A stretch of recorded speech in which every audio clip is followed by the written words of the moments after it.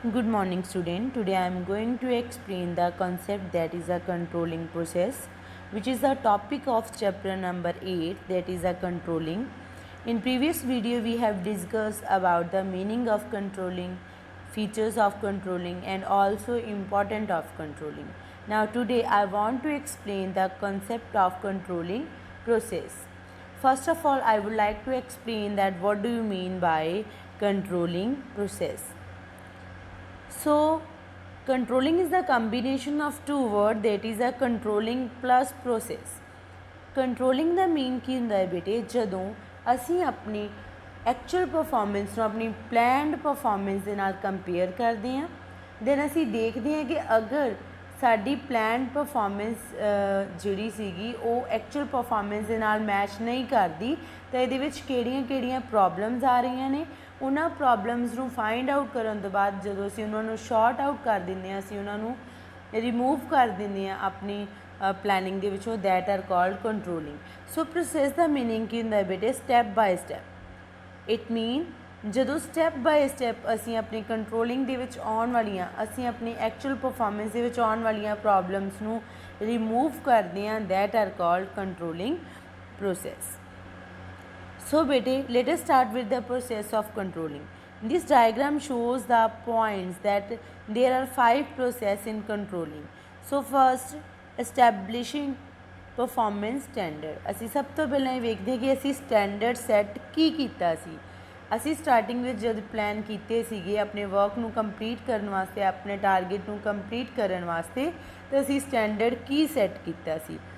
ਫਿਰ ਅਸੀਂ ਦੇਖਦੇ ਹਾਂ ਡਿਟਰਮਾਈਨਡ ਪਰਫਾਰਮੈਂਸ ਮੇਜਰਮੈਂਟ। ਫਿਰ ਅਸੀਂ ਆਪਣੀ ਪਰਫਾਰਮੈਂਸ ਦੇਖਦੇ ਹਾਂ ਕਿ ਜੋ ਅਸੀਂ ਸਟੈਂਡਰਡ ਸੈੱਟ ਕੀਤਾ ਸੀ, ਅਸੀਂ ਆਪਣੀ ਪਰਫਾਰਮੈਂਸ ਉਸ ਸਟੈਂਡਰਡ ਦੇ ਅਕੋਰਡਿੰਗ ਲੈ ਕੇ ਜਾ ਰਹੇ ਹਾਂ। ਦੈਨ ਮੇਜਰ ਪਰਫਾਰਮੈਂਸ, ਉਸ ਤੋਂ ਬਾਅਦ ਅਸੀਂ ਆਪਣੀ ਪਰਫਾਰਮੈਂਸ ਨੂੰ ਮੇਜਰ ਕਰਦੇ ਹਾਂ ਪਲਾਨ ਪਰਫਾਰਮੈਂਸ ਨਾਲ, ਕਿ ਜੋ ਅਸੀਂ ਪਲਾਨ ਕਰ ਰਹੇ ਹਾਂ ਕਿ ਉਸ ਦੇ ਅਕੋਰਡਿੰਗ ਸਾਡੀ ਐਕਚੁਅਲ ਪਰਫਾਰਮੈਂਸ ਸੇਮ ਚੱਲਦੀ ਪਈ ਹੈ। Then compare with standard aviation, ਅਤੇ ਫਿਰ ਅਸੀਂ ਉਹਨੂੰ ਕੰਪੇਅਰ ਕਰਦੇ ਹਾਂ, ਆਈਦਰ ਦੇਰ is deviation or not, then take corrective action on it if there is deviation. ਅਗਰ ਉੱਥੇ ਡੇਵੀਏਸ਼ਨਸ ਹੁੰਦੀਆਂ ਨੇ ਦੈਨ ਕੰਪਨੀ ਜਾਂ ਮੈਨੇਜਰ ਹਮੇਸ਼ਾ ਉਹਦੇ 'ਤੇ ਆਪਣੇ ਕਰੈਕਟ ਐਕਸ਼ਨਸ ਲੈਂਦੇ ਨੇ, ਸੋ ਦੈਟ ਕਿ ਉਹ ਇਹਨਾਂ ਸਾਰੀਆਂ ਪ੍ਰੋਬਲਮਸ ਨੂੰ ਰਿਮੂਵ ਕਰ ਸਕਣ ਐਂਡ ਈਜ਼ੀਲੀ ਆਪਣੇ ਟਾਰਗੇਟ ਨੂੰ ਅਚੀਵ ਕਰ ਸਕਣ। After that, as we all know that management is a continue process, तो फिर ये फीडबैक के थ्रू असी अपनी नैगेटिव डेविएशनस ਨੂੰ माइनस करके असी दोबारा तो अपनी परफॉर्मेंस जिहड़ी है उन्होंने स्टार्ट कर देंगे हैं। So let us start with the first step of the controlling process, that is a setting up of standard। Setting up of standard ਬੇਟਾ ਜੀ, ਸਭ ਤੋਂ ਪਹਿਲਾਂ ਜਦੋਂ ਵੀ ਅਸੀਂ ਆਪਣੀ ਵਰਕਿੰਗ ਜਾਂ ਅਸੀਂ ਆਪਣਾ ਕੰਟਰੋਲਿੰਗ ਪ੍ਰੋਸੈਸ ਸਟਾਰਟ ਕਰਨਾ, ਤੇ ਅਸੀਂ ਕੀ ਵੇਖਦੇ ਹਾਂ ਕਿ ਅਸੀਂ ਜੋ ਟਾਰਗੇਟ, ਜੋ ਅਸੀਂ ਸਟੈਂਡਰਡ ਸੈੱਟ ਕੀਤੇ ਸੀ, ਜੋ ਅਸੀਂ ਓਬਜੈਕਟਿਵ ਸੈੱਟ ਕੀਤੇ ਸੀ, ਉਹ ਕੀ ਸੀਗੇ। ਓਕੇ, ਸੋ ਜਿਹਦੇ ਵਿੱਚ ਬੇਟੇ ਅਸੀਂ ਵੇਖਦੇ ਹਾਂ standards means target or a yard stick against the actual performance is measure. ਇਹ ਕੀ ਹੁੰਦੇ, ਜਿਹੜੀ ਪਰਫਾਰਮੈਂਸ ਸਾਡੀ ਚੱਲਦੀ ਪਈ ਹੈ ਡੇ ਬਾਏ ਡੇ, ਉਹਨਾਂ ਨੂੰ ਅਸੀਂ ਜਿਸ ਸਟੈਂਡਰਡਸ ਦੇ ਨਾਲ ਮੈਚ ਕਰਨਾ ਹੁੰਦਾ ਹੈ ਉਹਨਾਂ ਨੂੰ ਕੀ ਕਿਹਾ ਜਾਂਦਾ ਹੈ, standards. Then the standard become basic for comparison and manager insist on following of standard. So standards ਹੀ ਹੁੰਦੇ ਜਿਨ੍ਹਾਂ ਦੇ ਨਾਲ ਅਸੀਂ ਆਪਣੀ ਪਰਫਾਰਮੈਂਸ ਨੂੰ ਕੰਪੇਅਰ ਕਰ ਸਕਦੇ ਹਾਂ ਅਤੇ ਜਿਨ੍ਹਾਂ ਨੂੰ ਫੋਲੋ ਕਰਦੇ ਹੋਇਆ ਅਸੀਂ ਆਪਣੇ ਟਾਰਗੇਟ ਨੂੰ ਅਚੀਵ ਕਰਦੇ ਹਾਂ। The standard must be achievable, high or very high standard which cannot be achieved are of no use। देखो बेटे स्टैंडर्ड ਜਿਹੜੇ ਉਹ ਅਚੀਵੇਬਲ ਵੀ ਹੋ ਸਕਦੇ ਆ, ਸਟੈਂਡਰਡ ਜਿਹੜੇ ਉਹ ਹਾਈ ਵੀ ਹੋ ਸਕਦੇ ਆ ਅਤੇ ਵੈਰੀ ਹਾਈ ਸਟੈਂਡਰਡ ਦੇ ਵੀ ਹੋ ਸਕਦੇ, ਜਿਨ੍ਹਾਂ ਨੂੰ ਅਸੀਂ ਈਜ਼ੀਲੀ ਵਨ ਟਾਈਮ ਦੇ ਵਿੱਚ ਪੂਰੇ ਹੀ ਕੰਪਲੀਟ ਨਹੀਂ ਕਰ ਪਾਉਂਦੇ। Standard must be set up keeping in the mind the resource of the organization, and as far as possible standard must be set up in numerical and measurable term. Standard ਜਿਹੜੇ ਬੇਟੇ ਅਸੀਂ ਇਹਨਾਂ ਨੂੰ ਇਹ ਧਿਆਨ ਵਿੱਚ ਰੱਖਦੇ ਹੋਏ ਬਣਾਉਂਦੇ ਹਾਂ ਕਿ ਆਰਗੇਨਾਈਜੇਸ਼ਨ ਉਹਨਾਂ ਨੂੰ ਈਜ਼ੀਲੀ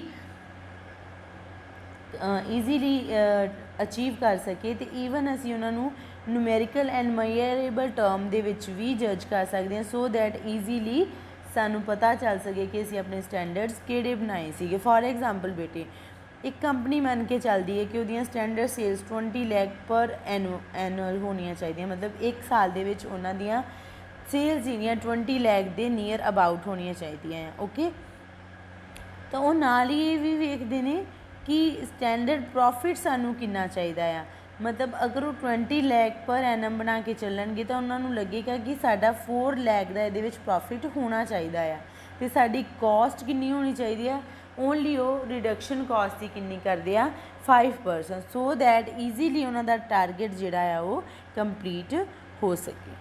ओके, सो बेटे sometime is not possible to express the standard in numerical term, जिमें कि कई बार असी कह सकते कि न्यूमैरिकल टर्म दे विच असी इन्हां जज नहीं कर सकते। ओके, स्टैंडर्ड्स इस तरीके नाल करके चलते हैं कि जो असी लिखा होया, जो असी ऑब्जैक्ट बनाए हुए हैं उन्होंने असी ईजीली अचीव कर सकीए। सो बेटे next topic that is the मेयरिंग of performance. ਜਦੋਂ ਅਸੀਂ ਸਟੈਂਡਰਡ ਸੈੱਟ ਕਰ ਲੈਂਦੇ ਹਾਂ ਤੇ ਉਸ ਤੋਂ ਬਾਅਦ ਅਸੀਂ ਸੈਕਿੰਡ ਸਟੈਪ ਜਿਹੜਾ ਉਹਨੂੰ ਕਰਨਾ ਹੁੰਦਾ ਹੈ ਦੈਟ ਇਜ਼ ਅ ਮੇਅਰਿੰਗ ਪਰਫੋਰਮੈਂਸ। ਫਿਰ ਬੇਟੇ ਅਸੀਂ ਆਪਣੀ ਪਰਫੋਰਮੈਂਸ ਮੇਅਰ ਕਰਦੇ ਹਾਂ with the actual performance. After setting of standards the performance of the employee was measured by the evaluating the actual work done by the employee। ਜਦੋਂ ਅਸੀਂ standard set ਕਰ ਲੈਂਦੇ ਹਾਂ तो फिर ਜਿਹੜਾ ਸਾਡਾ ਐਵੈਲੂਏਟਰ ਹੁੰਦਾ ਹੈ ਉਹ ਸਾਡੀ ਪਰਫੋਰਮੈਂਸ ਨੂੰ ਡੇ ਬਾਏ ਡੇ ਚੈੱਕ ਕਰਦਾ ਰਹਿੰਦਾ ਹੈ according to the plan. when the performance can be measured numerically then it is very convenient to measure the performance। ਜੇਕਰ ਇਹ numerical term ਦੇ ਵਿੱਚ ਦੇਖੀ ਜਾਵੇ ਤਾਂ ਬਹੁਤ ਕਨਵੀਨੀਅੰਟ ਹੁੰਦੀ ਹੈ ਬੇਟੇ ਮੇਜਰ ਕਰਨੀ। ਫॉर एग्जाम्पल ਅਸੀਂ ਮੰਨ ਕੇ ਚੱਲੀਏ ਕਿ ਸਾਡੀਆਂ ਅਸੀਂ ਟਾਰਗੇਟ ਬਣਾਇਆ ਕਿ ਸਾਡੀਆਂ ਸੇਲ 20 ਲੱਖ ਦੀਆਂ ਹੋ ਜਾਣਗੀਆਂ ਓਕੇ पूरे साल दे विच, तो वो अचीव हो जांदियां ने दैन दैट ईजीली मेजरेबल हो जाता है।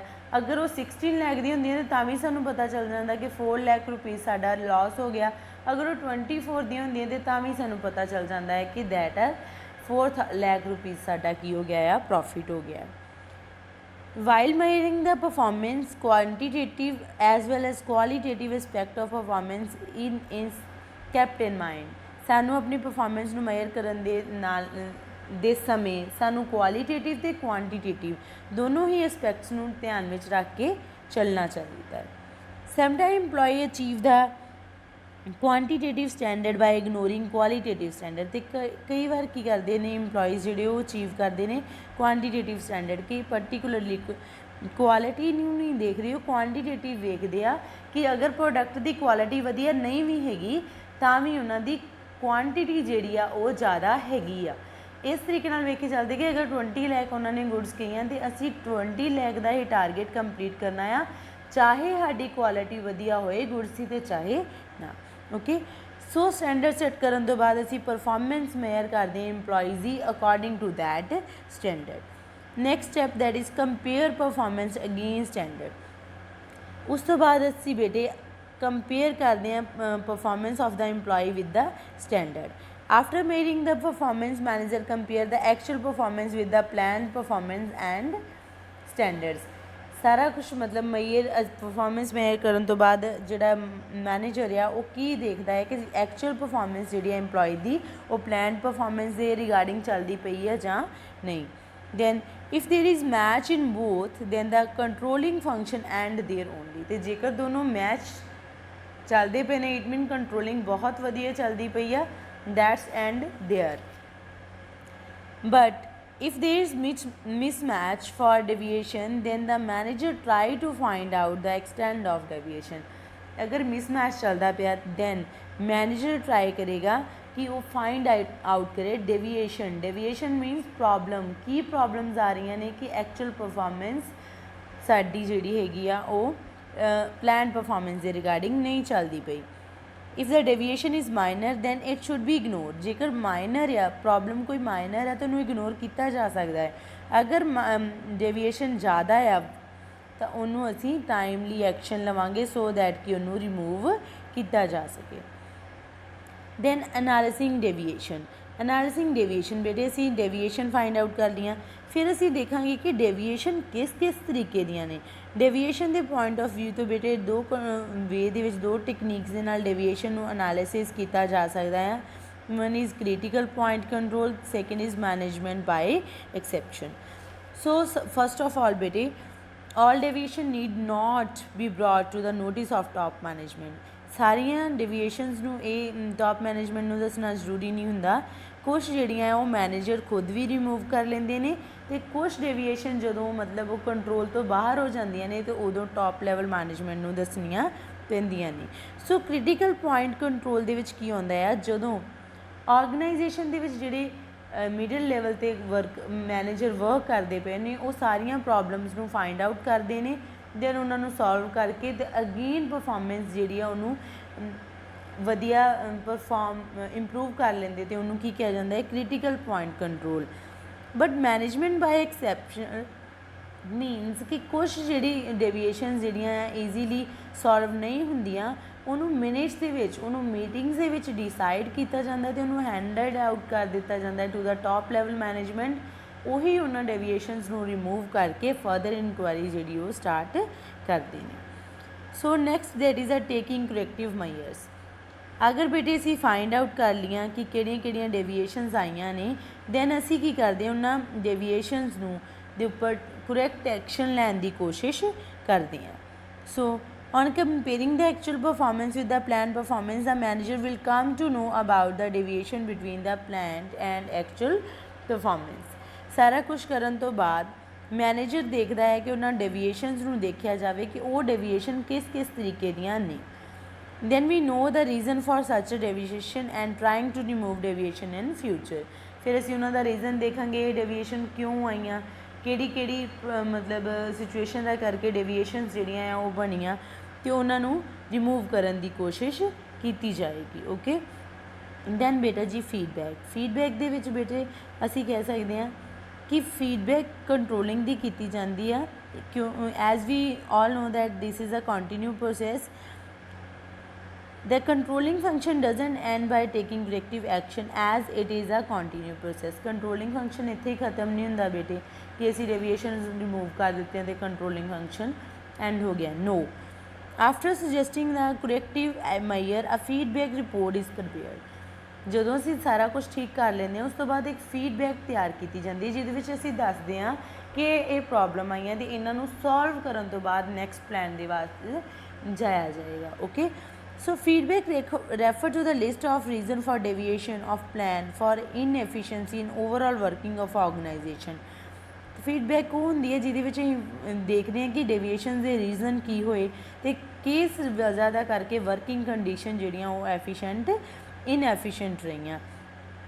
ਈਵਨ ਅਸੀਂ ਉਹਨਾਂ ਨੂੰ ਰੀਜ਼ਨ ਵੀ ਦਿੰਦੇ ਹਾਂ ਅਤੇ ਕਰੈਕਟਿਵ ਮੈਜਰ ਵੀ ਦੱਸਦੇ ਹਾਂ ਕਿ ਇਹ ਮੈਜਰਸ ਜਿਹੜੇ ਇਹਦੇ ਉੱਪਰ ਲਏ ਜਾ ਰਹੇ ਹੈ। Okay, so feedback act as base to establish their standard for next year. ਅਤੇ ਉਹ ਫੀਡਬੈਕ ਹੀ ਅਗਲੇ ਸਾਲ ਦੇ ਸਟੈਂਡਰਡਸ ਨੂੰ ਐਸਟੈਬਲਿਸ਼ ਕਰਨ ਵਾਸਤੇ ਹੈਲਪਫੁਲ ਹੁੰਦੀ ਆ। And controlling process again start from first step. ਜਦੋਂ ਫੀਡਬੈਕ ਕੰਪਲੀਟ ਹੋ ਜਾਂਦੀ ਹੈ ਅਤੇ ਸਾਡਾ ਕੰਟਰੋਲਿੰਗ ਪ੍ਰੋਸੈਸ ਜਿਹੜਾ ਉਹ ਫਸਟ ਸਟੈਪ ਤੋਂ ਦੁਬਾਰਾ ਸਟਾਰਟ ਹੋ ਜਾਂਦਾ ਹੈ। ਸੋ ਬੇਟੇ ਡੇਵੀਏਸ਼ਨ ਦੋ ਤਰ੍ਹਾਂ ਦੀਆਂ ਹੋ ਸਕਦੀਆਂ, one is a positive and second is a negative.